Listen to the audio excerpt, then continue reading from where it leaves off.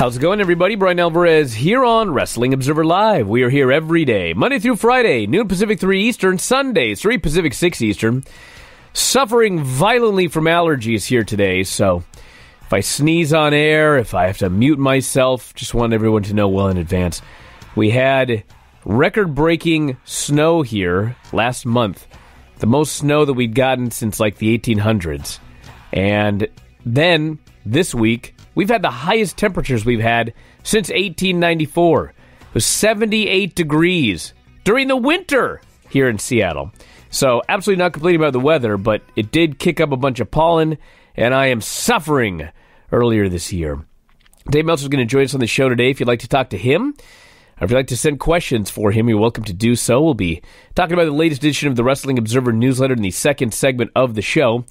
In the meantime, we have some news, but also a great chance for you to ask your questions here today.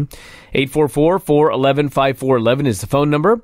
That is 844-411-5411. Text messages, 425-780-7566. All of these numbers are up and available on the front page of WrestlingObserver.com. We got SmackDown ratings to talk about here today. Leading into WrestleMania, the Kofi Kingston situation. We can talk about that. Nothing announced for SmackDown next week, but it seems there must be a big angle shot to get Kofi into the Daniel Bryan match at WrestleMania. We've got WWE headquarters moving. No more Titan Towers. Titan Towers history. They're moving to a new building coming up in 2020. We got the semifinals for the New Japan Cup. All Elite Wrestling is doing some signings. Got a couple of names signed to All Elite Wrestling. And yes, Jim Ross on ESPN did say that his agent was negotiating with AEW, but he had not signed anything yet. He is on his way out of WWE. DAZN making some changes. Boy, are they ever. We talk about that and so much more, and we will kick it off after the break. Wrestling Observer Live. There we are. Back here in the show, Bryan Alvarez here, Wrestling Observer Live. Mike Sempervive, also of WrestlingObserver.com. We're going to talk about DAZN when Dave gets on. I'm sure he's got a lot to say about that. He kind of teased it last night on Wrestling Observer Radio, but DAZN, they are doubling their price from $9.99 per month to $19.99 per month. Ooh. So there you go. We'll talk about that with Dave. But first off, the pro wrestling news here. Got some new signings for All Elite Wrestling. They've announced that Allie of Impact Wrestling is signed with AEW. Also signing with AEW yesterday, Sadie Gibbs. And so they've got quite the women's division now. Allie Gibbs, Britt Baker, Penelope Ford, Kylie Ray, Nyla Rose, and Bea Priestley, all in the division. And Aja Kong among those wrestling at the Double or Nothing show. Jim Ross was on ESPN today. They flat out asked him, "Are you signing with AEW?" And he said, "Well, I got a real agent now, and we're negotiating, and we've talked, but I have not signed anything yet." So, obviously, Jim Ross and All Elite talking, and we'll find out if he ends up being signed to the company. But they're making a lot of moves. So far, no television deal, but those things are still in the works. So we just wait and see until that news is announced. Any thoughts on that, Mike? Not really. Well, other Sadie Gibbs fits in perfectly with if you like the OEW guys and you like spots and you like pretty girls who are incredibly fit doing spots. She's your girl. Now, she is way early in the game. I saw her in Stardom, and you see those like 15-year-old girls that they have over in Stardom. That like they have better fundamentals than Sadie Gibbs, but she does some spectacular stuff, and she's going to stand out. And she could very well be a legitimate breakout star. As far as Allie goes, it just adds some good depth to that women's division. That, again, on paper right now, obviously it's really early and everything, but they're acting as if they are going to have a nice TV deal here, you know, going to be announced, and you know it's business as usual. But I guess we really just kind of have to wait and speculating on everything until that TV deal comes.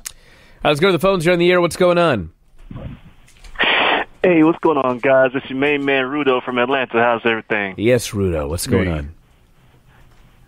Hey, I just want to briefly touch on the Kofi thing because I know you're going to talk about it coming up. But the thing that gets me is that WWE has been playing with fire recently. You know, the whole kayfabe thing with Ronda, and then now with Kofi, you're really looking at something that is maybe a razor's width from being a little bit too much. Now, I get it. It's, you know, it's a work. No big deal. But the thing is that you're talking about a fan base, a portion of the fan base that's activated, and they're really starting to get tired of seeing these types of tropes played out. So what's your guys' thoughts on that? Well, I'll give my thoughts on that without going too deep into what they're actually doing with Kofi and in Ronda Rousey by just saying this, that if they happen to come to me for advice, I would say this: you're doing a bunch of stuff here that you're doing to try to get people to talk about your product. You're doing this stuff with Kofi and the videos online, which are in fact making some people very uncomfortable. You're doing this stuff with Ronda Rousey where she's talking about shooting. She's going to break their arms legit and all of this other stuff. Why are you doing this? Well, you're doing this because people aren't interested in the other stuff that you're doing on television. And to me, if people aren't interested in what you're doing on your normal television show, then the answer is not, well, we need to do something even more extreme. The answer is, well, we got to think about why people aren't interested in the stuff that we're doing on television. And the answer to that is because your storytelling sucks. And I'm not calling out the writers. I'm not calling out the wrestlers. I'm not calling out any of the agents. There's literally one person that is responsible for all of this, and it's Vince McMahon. It's the same stuff we talk about on TV every week. You build up Rey versus Andrade for 2-3 straight months, whatever, and then you give us another match at WrestleMania. I mean, there's 1,000. Well, we could look back on Raw and SmackDown. Every week, there's a change. I could look at this WrestleMania card and run down the matches here. And how many matches do we have on this card where it's like, why are we even doing this match? Like, what does this match have to do with anything? Well, it doesn't have anything to do with anything. It's just a bunch of random stuff done for no reason. And when you book like that, when you change your mind every Monday, when you figure that, well, people may know where we're going, so we should do something different, your stories, they're completely nonsensical. Number one, A, nobody can follow them. And two, the people that try to follow them, they're not rewarded for it. They're not rewarded for trying to follow your storylines. They try to follow your storylines, and they end up somewhere where they don't even understand why they got here, okay? That's the problem. If you didn't have that issue, you wouldn't have to push the envelope with Kofi Kingston. You wouldn't have to push the envelope with Ronda Rousey. You wouldn't have to do all of this crazy, shock-worthy stuff to get people to care about your product. They'd care about it if you just had stories that people could care about. And they don't have them. I'm going to go to this WrestleMania card. Mike can talk. I'm going to look at this Mania card here. Go ahead and pull it up. I mean, I don't know what you want me to add to that. You know, just the only thing I can really add to is what we mentioned yesterday, which is, and this has happened throughout the entire history of pro wrestling, good or bad, these guys fall into having blinders on and then telling the same story over and over again. And this Kofi story is a takeoff of the Daniel Bryan story with other things added to it, with more crap, you know, shoveled on top of it. And Ronda Rousey's story the same way. These stories of overcoming when really it was just about winning in the beginning. Kofi, now he was put into a match, but then he won. He beat Daniel Bryan twice. You know, with Becky Lynch, how did she start garnering the support? She went on a winning streak where she just beat people with her move. You know, sometimes, I know, I can't say it because it's WrestleMania season and they sent out the report, but like, the pro wrestling aspect of it, it's okay to play into that a little bit more in the sporting aspect of it because people don't mind that competition, the rivalry over trying to get to somewhere. Okay. Not with all the other BS. I got the card. All right, so we got Samoa Joe versus Rey Mysterio, which, yes, Rey Mysterio beat Samoa Joe in a tag match. That's it, okay? Now it's a WrestleMania match. All that stuff that we do with Andrade for 3 straight months is just all out the window. It's just a random match. We got Braun Strowman in the Andre the Giant Battle Royal. Why? Because he went on TV and he got really mad at two guys from Saturday Night Live, and he decided he needs to beat some people up. That's the story. I'm not even making this up. They said that on television. That's the storyline. That's why he's in that. Okay? We got Shane McMahon versus The Miz, which I've had people say is like the best, quote, long-term story that they've done. Well, it's not a long-term story, okay? Hey. It's something they started doing in November, which didn't make any sense in November, and has made very little sense since. There are a couple things in there. Shane McMahon won the Best in the World trophy, okay? By stepping in for The Miz in a match that he wasn't even in. None of this makes any sense, okay? That's how the story started. I'm giving him this one, even though how ridiculous it is, I'm still going to give it to him. No. He stepped into a match for no reason and won the trophy. Then he says, if we don't win at Survivor Series, I'm firing everybody, okay? They go to Survivor Series, they don't win. SmackDown gets slaughtered at Survivor Series. They lose every single match. There's zero follow-up. Miz then randomly becomes a babyface and decides he wants a team with Shane McMahon. And he wants to help Shane get the tag team title he's always wanted since he was a little kid. Because he's got daddy issues. They randomly team up together. They win the tag team titles. They immediately lose them. They go for a rematch. They lose them again, and Shane just beats the hell out of Miz. For literally, there's no good reason for it. The best Shane could come up with, or Miz could come up with, or whoever, Shane goes, I'm sick of people using me. That's your story. Could have been about his dad's mustache. That is your story. And now they're having a match at WrestleMania. Kurt Angle, in his final match ever, he's got to choose somebody to face. He chooses Baron Corbin. Okay? And don't even get me started on how they've mucked up Ronda Rousey, Becky Lynch, and Charlotte. Okay? All of this sucks. That's why they're going to this Kofi stuff. That's why they're going to this Ronda Rousey shoot stuff. Back in a moment with Dave, Observer Live. Back on the show, Bryan Alvarez here, Wrestling Observer Live. Mike Sempervive, also of WrestlingObserver.com. Dave Meltzer is joining us here today. And new issue of The Observer is online. And obviously, big story in there about UFC pay-per-views moving to ESPN+. And that, of course, comes, as we learned today, that DAZN, the home of Bellator, Combate America, boxing, the $9.99 price tag is being increased to $19.99 per month. Although if you subscribe, you can get it for $100 a year. That's a big jump there, Dave. Thoughts on this story?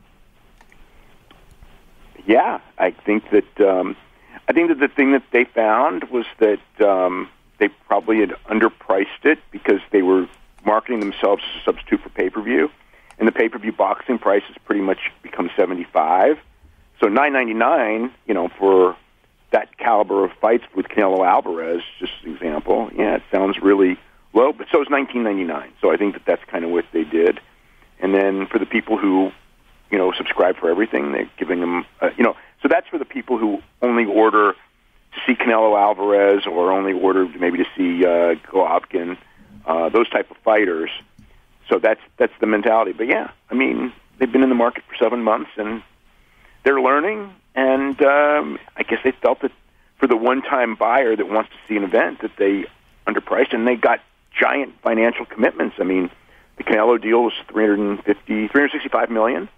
The Golovkin deal was over $100 million. The deal that they offered Deontay Wilder, which he hasn't signed yet, is over $100 million. So baseball deals really, really big. Bellator deals $33 million a year. Got a lot of financial commitments there. I don't know how many subscribers they have. Dave, globally, DAZN is a massive operation, including having WWE rights over in Japan. Does this signal, do you believe that they are panicky a little bit here, or they just want to go ahead and nip this in the bud now that they have these big boxing deals and go, okay, we're going with diehards anyway that are on this thing. We might as well just hit it now and start moving on. I don't know. I would say that probably they learned from their first 7 months, and that's what their market research probably told them. I think what happened with streaming services is that nobody really took them seriously. And then Netflix just became this gigantic success, but Netflix had such a low price point, and everyone, and this is where WWE Network got its price point, was like, we can't go more expensive than Netflix.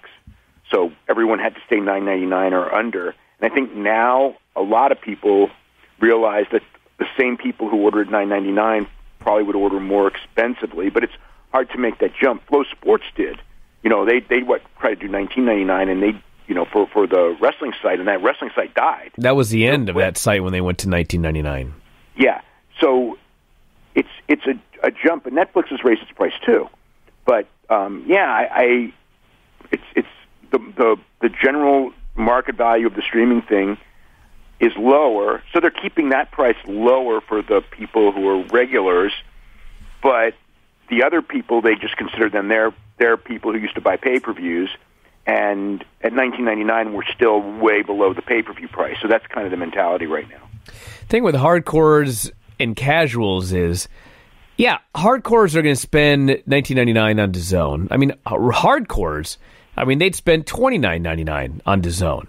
But for the right fight. Sure, but the point of this is, like, hardcores spend more money, but there are far fewer of them. And casual fans spend less money, but there are significantly more of them. So obviously the whole thing here is you got to find what is the perfect price point for the service. ESPN Plus, they're down there at $4.99 a month. Doing $4.99, but they're keeping pay-per-views at sure, $9.99. Yeah, but DAZN now $19.99, but no pay-per-views. DAZN is including the quote pay-per-view value with $19.99. So in their sense, they probably figured that they're well below market value. I mean, the thing is that for like the market value of a Canelo fight, they're low, and if Canelo's like if people come in, like tons of people come in for the Canelo fight, those people will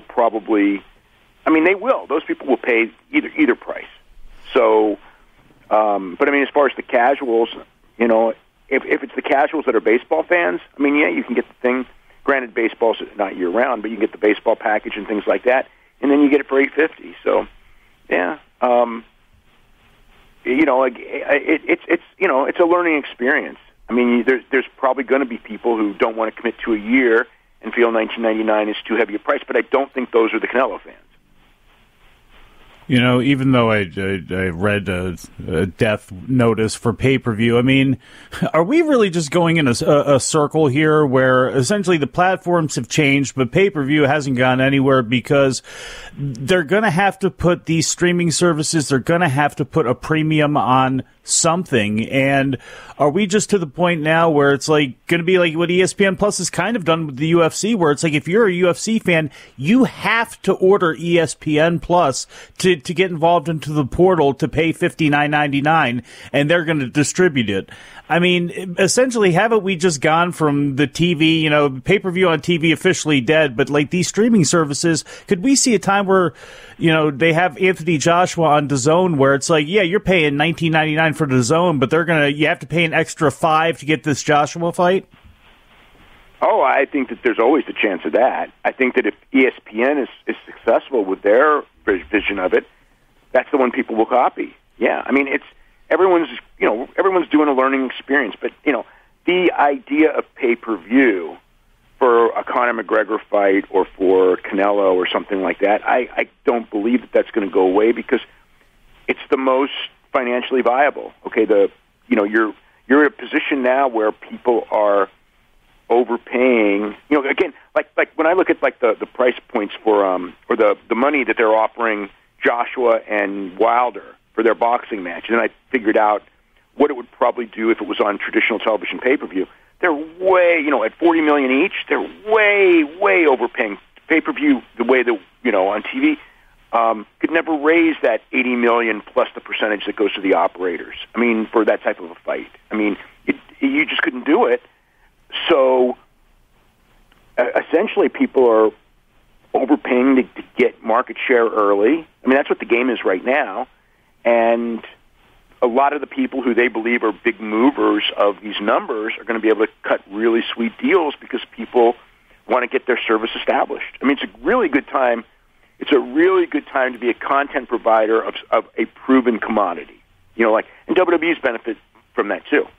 So obviously the WWE, I mean, the one thing with WWE is now they're deriving far, far less revenue from their big shows than like a UFC or these other companies are, because they are not having people overspend.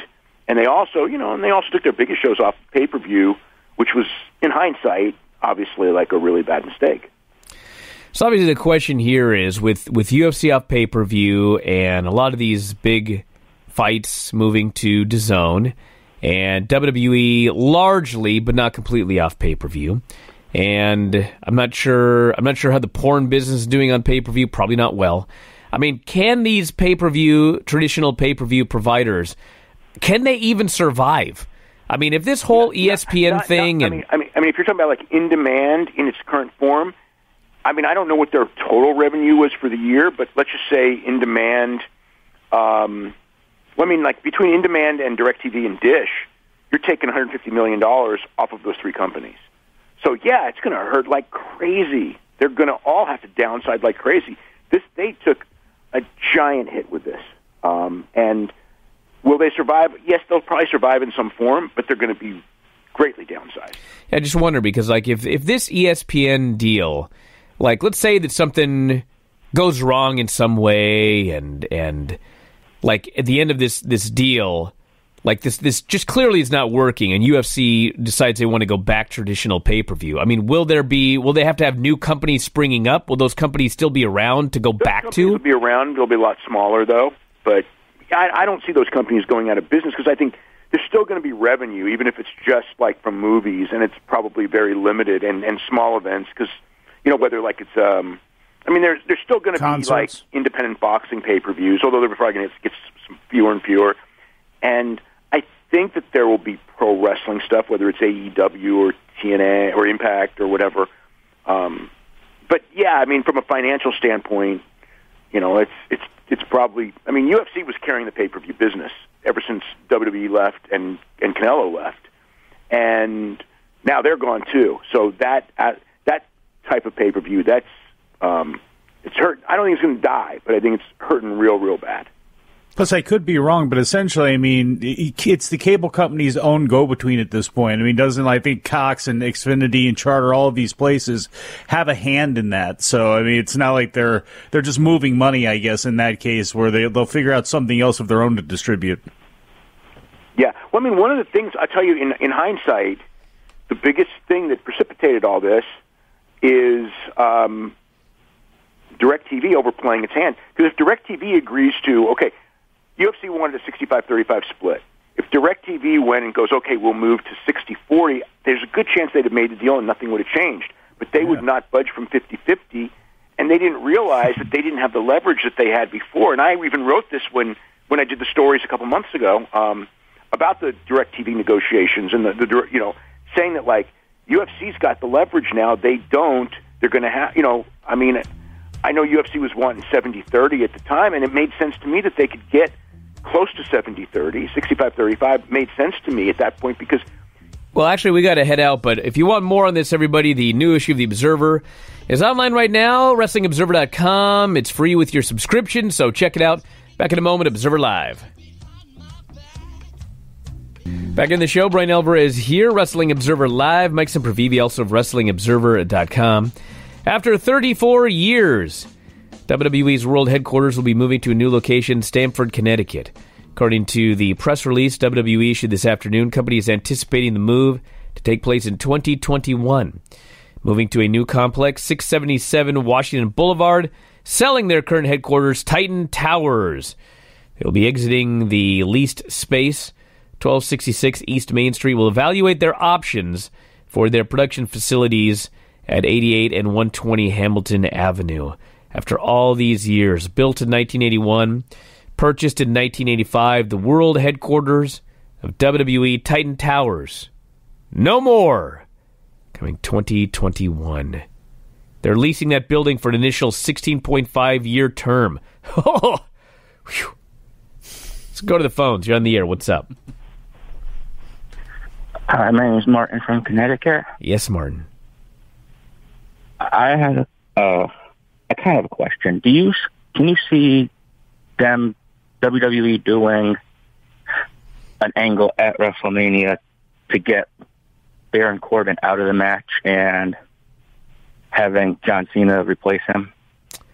Well, my friend, have him beat him down, but not show him get beat down. Well, let's put it this way. I want to thank you very much for the call. Like I mentioned on the show Tuesday, as of Tuesday morning, the match at WrestleMania is Baron Corbin versus Kurt Angle. No Angle. That's just a match. That was what they came up with. That was their idea. It was not meant to be a swerve. Now, I could go down this WrestleMania card here that I talked about a moment ago, and how many matches here are as they were originally planned? Well, let's see what we've got. Brock Lesnar, Seth Rollins. I don't even know what that originally was. I'm sure Roman Reigns was probably involved before the leukemia deal, but that changed. Ronda Rousey, Becky, and Charlotte's changed 50 times. It was originally just going to be Ronda Rousey, Charlotte. And Becky was going to get her shot at Survivor Series. Nia Jax broke her face. And that literally, her getting her face broken by Nia Jax is what led to her being in this match in the first place. So, for those of you crying about a three-way, originally the one-on-one was not Ronda Becky, it was Ronda Charlotte.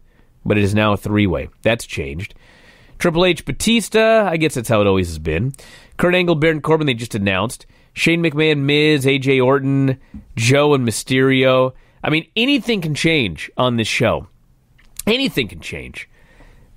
I kind of think they will change it. I mean, they mentioned on air how much everyone hated it.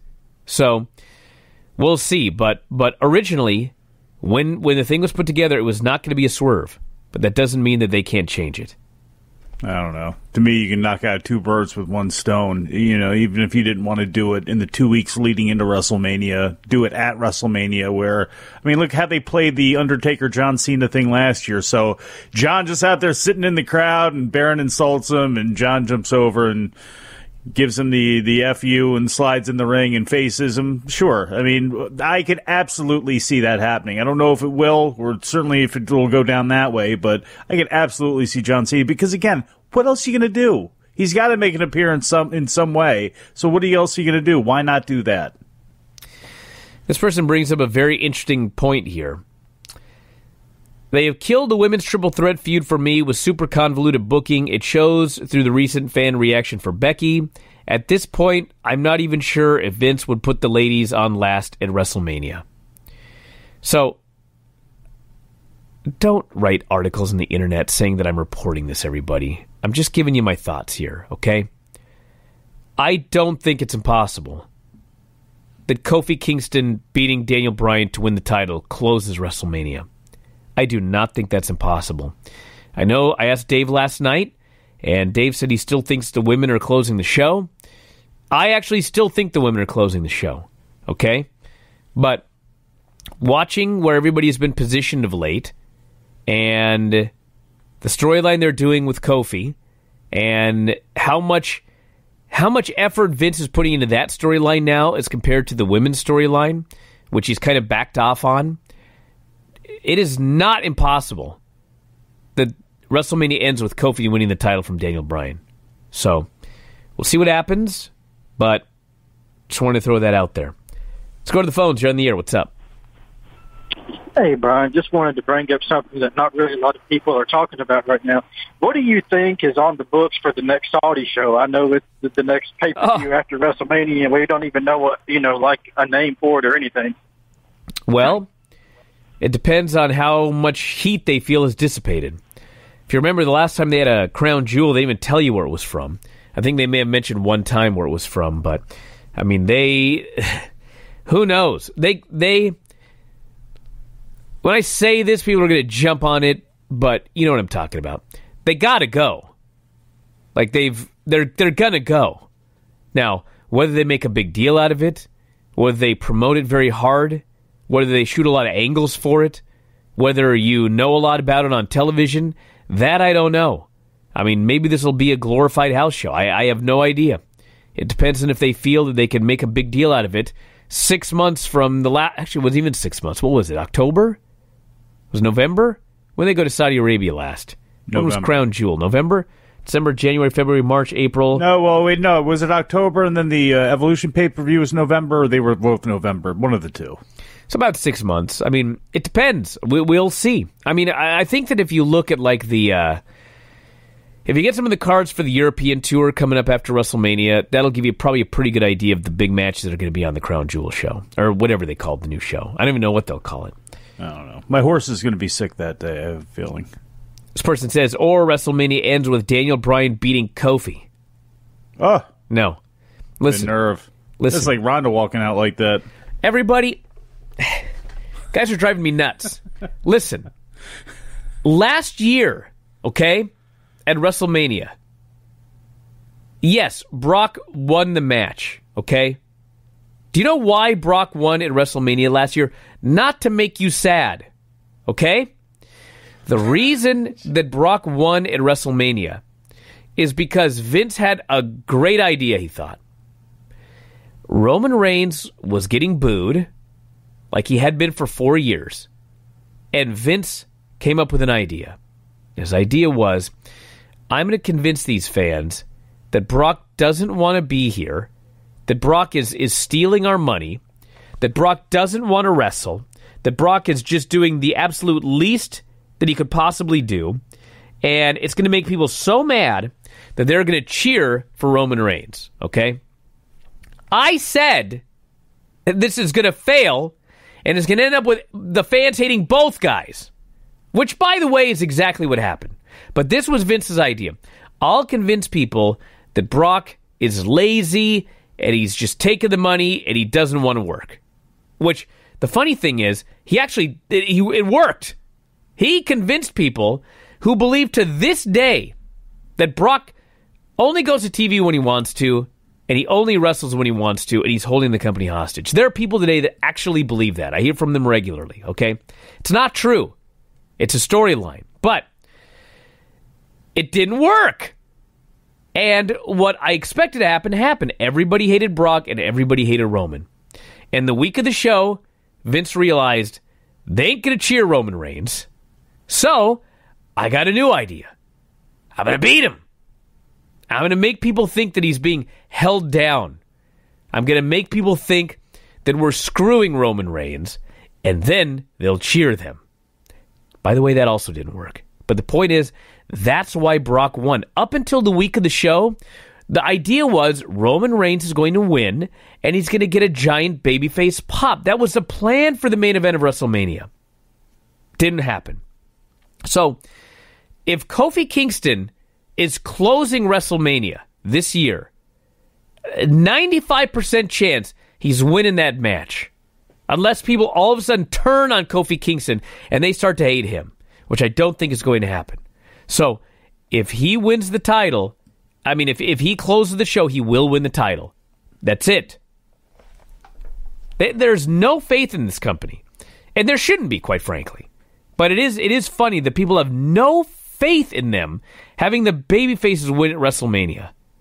Even though the babyface wins at WrestleMania 85% of the time. That's the happy ending show.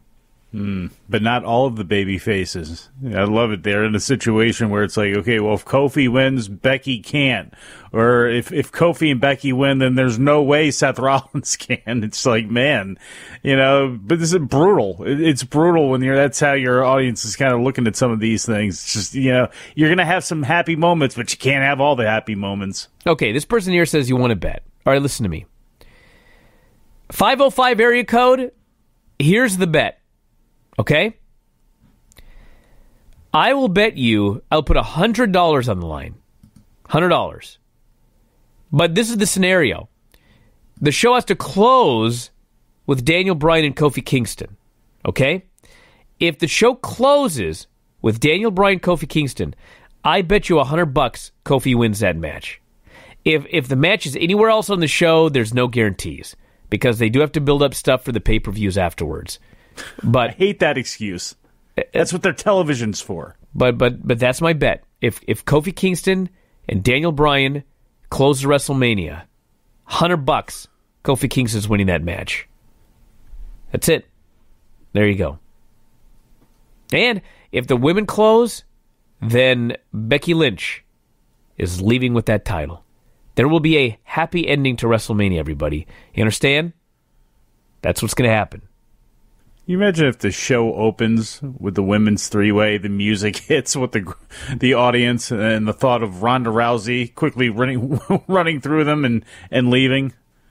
And can we get a moment of Travis Brown and Eric Rowan just staring at each other off into space? Well, no, because we have a good visual. We have just, I guess, a couple days ago they announced that he has been banned from Raw. Oh, okay. Burr says, Mike stated exactly what I think. I am game. What did Mike say? That he's going to lose in the main event of WrestleMania? I don't remember that. Maybe it's the John Cena thing. I don't know. But anyway, all right, 505 area code. If Daniel Bryan, Kofi Kingston closes the show, $100, says Kofi Kingston leaves with the title. There you go. This person here says, even at WrestleMania 30, you got Bryan finally winning, but Undertaker lost the streak. Yes, but what was the main event of the show? The main event of the show was the babyface one. That's what I'm saying here. Person says, if Kofi wins the title, are Big E and Xavier going to expect to be recognized as champions as well? I don't know. Maybe they will. Find out. No, they have not played that Freebird angle up at all in this. This has been all about Kofi. Spurs says, only for the Kofi match closing. I agree that Becky will win if they close the show. All right. Daniel Bryan and Kofi close the show. $100 on the line. Let's go to the phones. You're on the air. What's up? This is Jim from Virginia. How y'all doing today? What's happening, Jim? Hey. I was just going to inform you that I recently have gotten Axe TV, so I'm going to be watching the Wild Women or the Wow Women of Wrestling. Oh, man. I thought you were going to tell me New Japan. So you're going to be our weekly. I get that too. Are you going to be our weekly WoW correspondent? I'll try. I'll give you a review of the show. All right, every week I want you to call in and give me your quick thoughts on that week's edition of WoW Women of Wrestling. Okay. All right, Jim. I hate to tell you this, we're right up against commercial break. I got to let you go, but I want to hear you every week. WoW Women of Wrestling. Back in a moment. Observer Live. Oh man, I forgot. This person says, let Jim know, wow, Season 1 is over. We have not been given a start date for Season 2 yet. Filming is in May.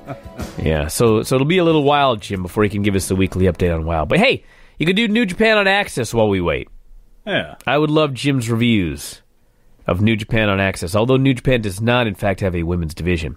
But they do have a New Japan Cup quarterfinals. Semifinals are set. We had the quarterfinals. Tanahashi beat Zack Sabre Jr. Sonata, in fact, did beat Colt Cabana, which is sad. Cabana got all the way to the quarterfinals. And Tanahashi Sonata is set for Saturday's semifinal. Okada Ishii will be the other semifinal. Holy smokes. What a couple of semifinals we've got right here. March 23rd is the date. The finals held on Sunday, March 24th. I will be watching all of these matches. They sound great. Winner challenging for Jay White's IWGP Heavyweight title at the G1 Supercard MSG Saturday, April 6th. Mike, who's it going to be? Okada. I think it's going to be Okada as well. Yeah. Hey, by the way, is Colt Cabana not a former National Wrestling Alliance World Heavyweight Champion? He is. I was sad he didn't go further in this tournament. Now, I could see, I don't think this is going to happen, but it is the U.S. market, and he is beloved.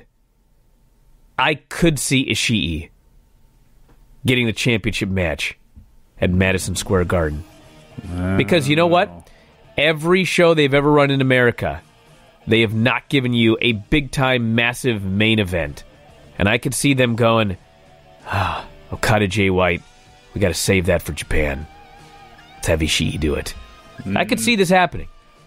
Just remember I said that. We're out of time, everybody. Thanks, Mike, as always. Callers and listeners, Mike solo tomorrow. So enjoy it. I'll see you this weekend. Wrestling Observer Live.